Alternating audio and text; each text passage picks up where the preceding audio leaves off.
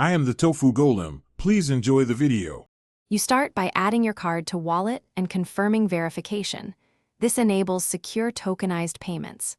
Once done, make sure Face ID or Touch ID is active so you can authorize quickly at the register. Also check the Kroger app if you plan to use fuel points or digital coupons, and glance at the register for the contactless symbol so you know the terminal supports Apple Pay. At the register, double-click the side button or Open Wallet to bring up your default card.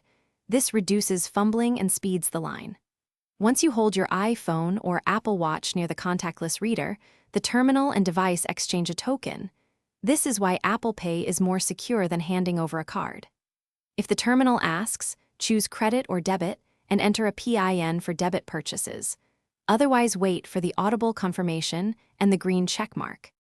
After payment completes, verify your receipt and that Kroger rewards or digital coupons were applied. The app may need you to scan your loyalty number beforehand. If Apple Pay fails, try another card in Wallet or switch to inserting your physical card. Sometimes the reader needs a reboot. If problems persist, restart your device and ensure iOS is current, or politely ask the cashier to reboot the contactless terminal. Often that clears reader errors. Thanks for watching. Consider subscribing if we helped you today.